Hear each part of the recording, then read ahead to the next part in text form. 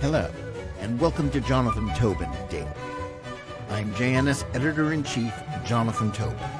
Thanks for joining me for another discussion on the most pressing issues in the Jewish world. Please like, subscribe, and give us good reviews when you listen to the show. Now let's get started.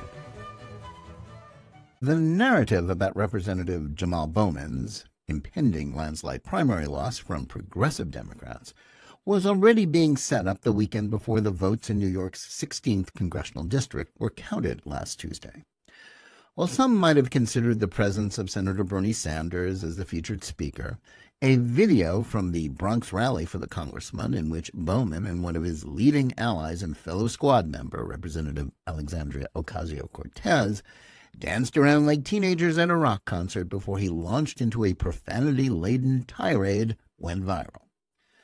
While the main point of their presentations was expressed in varied ways, Bowman sums it up in two words: F AIPAC.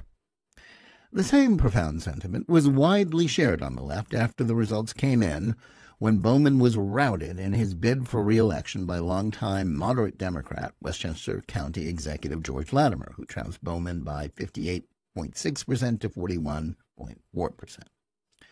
Other members of the squad and some leftist pundits like Peter Beinart put down Bowman's fate as just another example of a wicked pro-Israel Jews taking down a proud black man. Axios published a story packed with anonymous quotes from Democratic congressmen saying that the $14.5 million spent on advertising by an AIPAC-affiliated PAC was unseemly, if not overkill. In The Guardian, Ben Davis conceded that AIPAC had won, but he termed it a Pyrrhic victory that actually marked a turning point. According to Davis, the result of this election masks a considerable shift in the balance of power within American politics away from unconditional support for Israel as an unquestioned political consensus. Their point was that Bowman was too weak to resist the power of the mighty Israel lobby.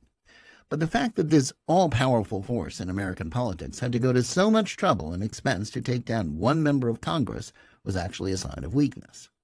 By contrast, many supporters of Israel, while decrying the conspiratorial nature of these accusations, were still quick to point to the outcome as a sign of things to come for other squad members like Representative Cori Bush of Missouri, who also faces a stiff primary challenge next month from a more moderate Democrat.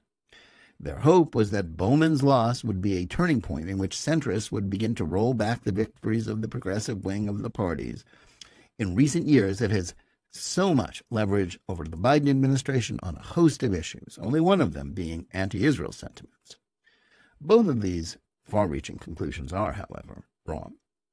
Bowman didn't lose his race because of AIPAC. The pro-Israel lobby didn't spend a penny on the race until after a poll was published in March that showed Bowman trailing Latimer among likely voters by the same 17% margin, 52 to 35%, that he wound up losing in the actual count. The congressman's problem stemmed from a basic conundrum. He was out of sync with the sentiments of his own constituents. When first elected in 2020, his district was drawn in a manner far friendly to left-wing views. But the district that emerged from the post-census reapportionment of New York's representatives was decidedly less amenable to progressives, even if it still remained overwhelmingly Democratic. Although partly based in the New York City borough of the Bronx, which has a huge minority population, it is now mostly situated in neighboring Westchester County, an area with a considerable Jewish population. It was too suburban to be a good fit for the former middle school principal's AOC-style radicalism, and where he reportedly largely ignored the locals in his bid for national celebrity and attention. That was reflected in the results, which showed Bowman winning the sliver of the district that was in the Bronx by a whopping 84 to 16% margin, but losing in the far larger Westchester segment by 64 to 36%. Nor was Bowman just another squad member. He earned notoriety last year for pulling a fire alarm in the U.S. House of Representatives when the Democrats were trying to delay a vote, leading to panic at the Capitol, and then his colleagues censoring him. He also had to pay a fine and do community service. All of this leads to the conclusion that Bowman would have been in deep trouble against any non-left-wing Democrat, let alone one as well-established and as good a campaigner as Latimer. It is true that his problem was the fact that the part of his problem was that the fact that the 16th has a significant Jewish population, which made his increasingly anti-Israel stand an obstacle to re-election. Bowman flirted with anti-Zionism throughout his 3.5 years in Congress, but went overboard after the terrorist attacks on Israel on October 7th, when he denied the truth about Hamas using rape as a weapon of war, and then falsely accused Israel of committing genocide in Gaza once Israel's ground war started. It got even worse when he accused Jews of living in separated communities, a classical anti-Semitic trope. So while anti-Israel propagandists look to AIPAC's intervention as proof of the unhealthy influence of the Israel lobby, the fact that Jewish voters were desperate not to have him represent them in Congress was not merely understandable, it was democracy in action. It's possible that he won't be the only squad member to lose his seat this year. The equally radical and fervently anti-Israel Representative Cori Bush is also facing a spirited challenge to her St. Louis-based seat, with her opponent being the recipient of generous help from AIPAC's PAC and other pro-Israel donors like the Democratic Majority for Israel. Unlike Bowman, who was doomed to defeat once moderate Democrats brought forth a plausible alternative, the polls show that race neck and neck, with St. Louis County Prosecuting Attorney Wesley Bell only leading her by 43 to 42% in the most recent survey of voter opinion. But even if Bush loses, it would be just as much of a mistake to read too much into that race as it is with Bowman's defeat. Members of Congress who don't pay attention to their district's needs and who are more intent on gaining national attention are always vulnerable to challengers better attuned to regional sensibility. As the saying goes, all politics is local. Both of these races are low-hanging fruit for AIPAC. They say nothing about national trends that show the Democratic Party continuing to trend more to the left, and especially away from past positions of strong support for Israel. Nor are the AIPAC bashers correct. The money dumped into Bowman's district by pro-Israel donors may seem egregious to some Democrats, but it needs to be put into the context of spending in the hyper-expensive New York media market.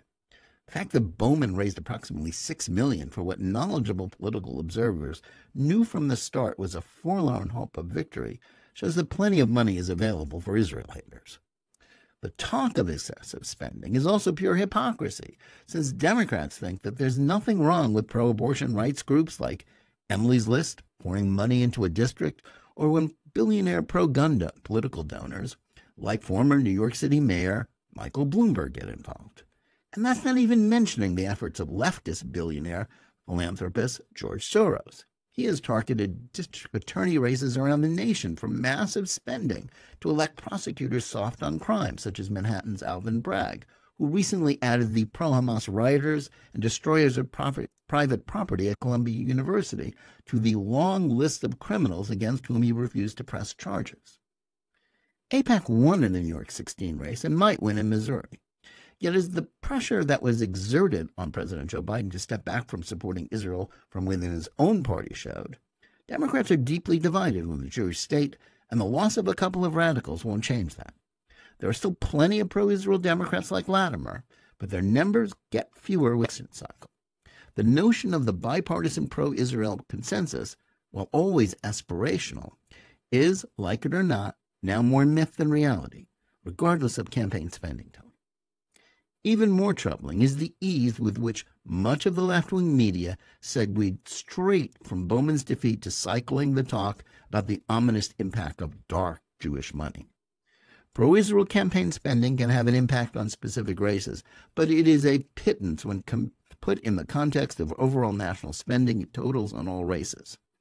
Business lobbies like those that represent the oil and pharmaceutical industries make the Israel lobby look like small change.